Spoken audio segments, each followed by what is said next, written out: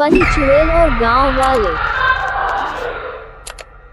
एक गांव में एक अजीबोगरीब चुड़ैल रहती थी जिसका नाम चुड़ैली था। चुड़ैली को अच्छा हंसना पसंद था, लेकिन उसका हंसना थोड़ा हटकर था। एक दिन चुड़ैली गांव में घूम रही थी और उसने एक गांव वाले को देखा जो बहुत ही डरपोक था। चुड़ैली ने उसके सामने आकर कहा, तू क्यों इतना डर रहा है?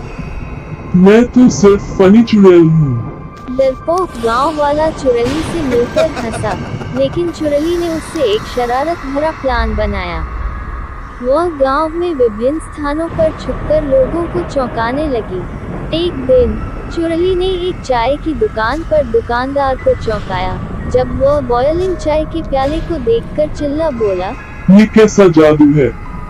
तुम्हारी चाय तो उबालते उबालते आसमान तक पहुँच गई।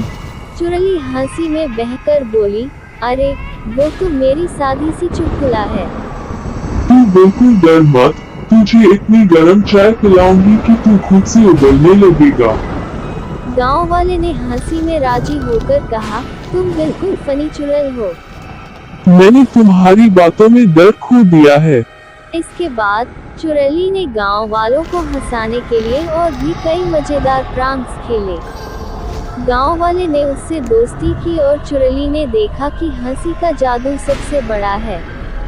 इस कहानी से हमें ये सीखने को मिलता है कि कभी कभी हंसी ही सबसे बड़ा ताकत हो सकता है और हमें दूसरों को खुश रखने का तरीका ढूंढना चाहिए। रहस्यमयी चुड़ैल। एक गहरे जंगल के किनारे एक भूतिया हवेली खड़ी थी जिसमें रहस्यमयी चुड़ैल राजनी बसी हुई थी। उसकी सुंदरता को देखकर लोग आश्चर्य में पड़ते थे। ये वही था एक अद्वितीय कहानी जो लोगों को दीवाना बना देती थी। राजनी चुड़ैल की रानी थी इस हवेली की मालिका। उसकी शैली और आकर्षण से सभी लोग चौंक जाते थे। यहाँ हर रात कोई खासी बात होती है, क्या तुम इसे देखना चाहोगे? एक दिन जंगल के एक योद्धा का छोटा सा बच्चा भी हवेली के पास आया। उसने राजनी के आगे एक नई दुनिया देखी। तुम्हारा यहाँ का माहौल कितना अद्भुत है।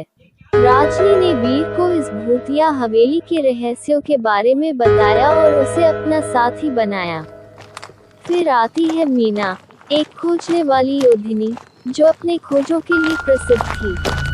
उसने भी राजनी को देखा और उसके सौंदर्य में मोहित हो गई। तुम्हारी आखिरी खोज के बाद मुझे अपना स्थान चाहिए था। राजनी ने मीना को अपनी दुनिया में स्वागत किया और दोनों मिलकर एक दूसरे की साथी बन गए। एक दिन गांव का एक युवा विजय भी हवेली की तरफ बढ़ा। उसने राजनी को देखा और उसकी कल्पना में खो जाता है।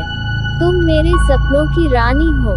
राजनी ने विजय को उसकी दुनिया में ले जाने का निर्णय किया और दोनों ने एक दूसरे के साथ खुशियों भरा जीवन बिताने का संकल्प किया। इस रूप में सायागढ़ की कहानी ने विभिन्न चरित्रों के मिलन से नई राहें दिखाई और एक साथीपूर्ण भूतिया दुनिया की सृष्टि की।